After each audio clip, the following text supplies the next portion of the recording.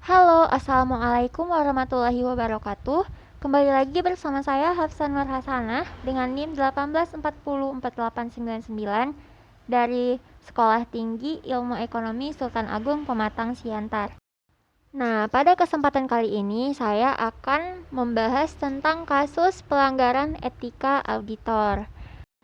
Nah, sebelumnya saya akan menjelaskan ringkasan kasus. Yang pertama, Auditor Badan Pengawasan Keuangan dan Pembangunan BPKP Tommy Triyono mengaku menerima duit dari anggaran kegiatan joint audit pengawasan dan pemeriksaan di Kemendikbud. Tommy mengaku sudah mengembalikan duit ke KPK. Nah, Tommy saat bersaksi untuk terdakwa mantan Irjen Kemendikbud Muhammad Sofyan mengaku bersalah dengan penerimaan duit dalam kegiatan Wasri Sertifikasi Guru atau Sergu di Inspektorat 4 Kemendikbud. Duit yang dikembalikan yaitu 48 juta rupiah.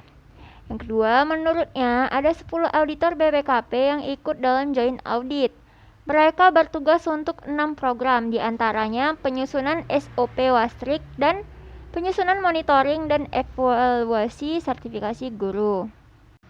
Adanya aliran duit ke auditor BPKP juga terungkap dalam persidangan dengan saksi bendahara pengeluaran pembantu Inspektorat 1 Kemendikbud, Tini Suhartini pada 11 Juli 2013. Sofyan didakwa memperkaya diri sendiri dan orang lain dengan memerintahkan pencairan anggaran dan menerima biaya dinas perjalanan yang tidak dilaksanakan.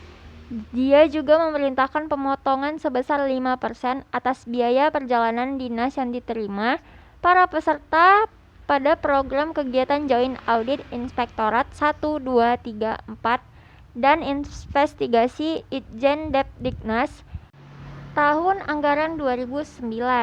Dari perbuatannya, total kerugian keuangan negara dalam kasus ini mencapai 36,484 miliar.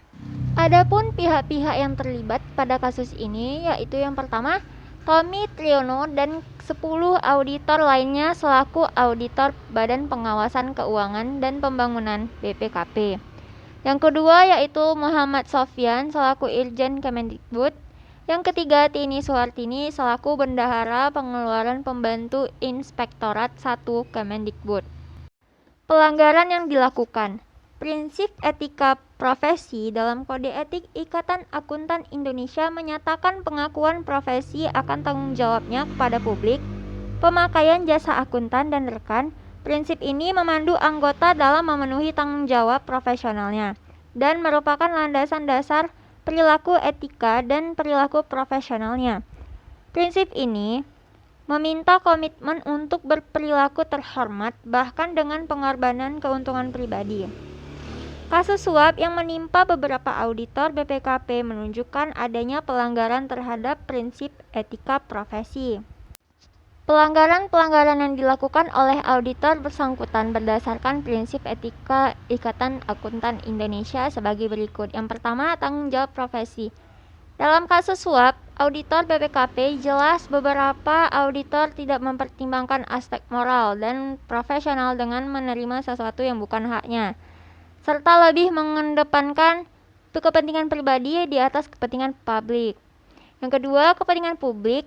Dalam kasus ini, auditor BPKP seharusnya berkewajiban untuk senantiasa bertindak dalam kerangka pelayanan kepada publik, menghormati kepercayaan publik, dan menunjukkan komitmen dan profesionalisme. Selain itu, dalam kasus ini yang dirugikan adalah masyarakat, karena uang negara adalah uang rakyat. Dan auditor BPKP adalah pegawai negeri yang secara tidak langsung mengemban amanah dari rakyat. Dengan kata lain, auditor BPKP dalam kasus ini juga telah mengabaikan prinsip kepentingan publik. Selanjutnya, integritas. Untuk memelihara dan meningkatkan kepercayaan publik, setiap auditor BPKP harus memenuhi tanggung jawab profesionalnya dengan integritas setinggi mungkin. Tidak menerima suap adalah cerminan auditor yang berintegritas. Yang selanjutnya yaitu objektivitas. Seharusnya auditor menjunjung tinggi nilai-nilai kejujuran dan objektivitas dalam melaksanakan tugasnya sebagai seorang profesional. Tidak diperkenankan auditor menerima sejumlah uang untuk menutupi suatu kecurangan, apalagi ikut merancang agar kecurangan tersebut tidak terbaca oleh mata hukum. Kompetensi dan kehati-hatian profesional. Setiap auditor BPKP harus melaksanakan jasa profesionalnya dengan kehati-hatian, kompetensi dan ketekunan, serta mempunyai kewajiban untuk mempertahankan pengetahuan dan keterampilan profesional pada tingkat yang diperlukan untuk memastikan bahwa klien atau pemberi kerja memperoleh manfaat dari jasa profesional yang kompeten berdasarkan perkembangan praktik, legislasi, dan teknik yang paling mutakhir. Selanjutnya, perilaku profesional. Setiap auditor BPKP harus berperilaku konsisten sesuai aturan yang telah ditetapkan dan menjauhi tindakan seperti menerima suap yang dapat mendiskreditkan profesi. Selanjutnya, pelanggaran standar teknis. Setiap auditor harus melaksanakan jasa profesionalnya sesuai dengan standar teknis dan standar profesional yang relevan. Selain pelanggaran atas kode etik profesi yang dijelaskan di atas, auditor tersebut juga melakukan penyimpangan secara hukum dengan telah melanggar pasal 12 huruf A Undang-Undang Nomor 31 Tahun 1999 tentang pemberantasan korupsi. Selanjutnya, kasus yang dilakukan auditor berdampak langsung bagi masyarakat, pemerintah, dan lingkungan.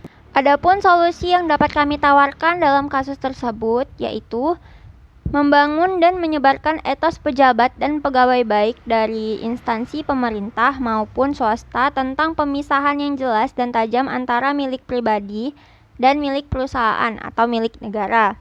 Selanjutnya, mengusahakan perbaikan penghasilan atau gaji bagi pejabat dan pegawai negeri sesuai dengan kemajuan ekonomi dan kemajuan swasta, agar pejabat dan pegawai saling menegakkan wibawa dan integritas jabatannya dan tidak terbawa oleh godaan dan kesempatan yang diberikan oleh wewenangnya.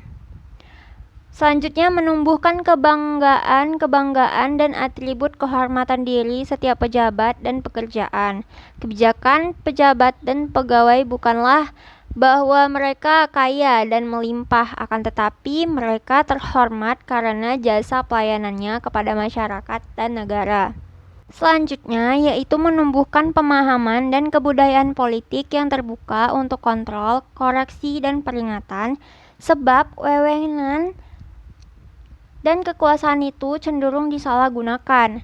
Selanjutnya, hal yang tidak kalah pentingnya adalah bagaimana menumbuhkan sense of belongingness di antara pejabat dan pegawai sehingga mereka merasa perusahaan tersebut adalah milik sendiri dan tidak perlu korupsi dan selalu berusaha berbuat yang terbaik. Selanjutnya, yaitu perlu penayangan wajah para auditor maupun para koruptor yang bermasalah di televisi dan media elektronik serta cetak lainnya agar bisa dijadikan sebagai bahan pelajaran untuk profesional lainnya. Selanjutnya dan terakhir yaitu registrasi atau pencatatan ulang terhadap kekayaan pejabat, terkhususnya para auditor di pemerintahan. Baiklah, sekian saja dari video pembelajaran pada kali ini. Terima kasih atas perhatiannya. Wabillahi taufik wal hidayah. Assalamualaikum warahmatullahi wabarakatuh.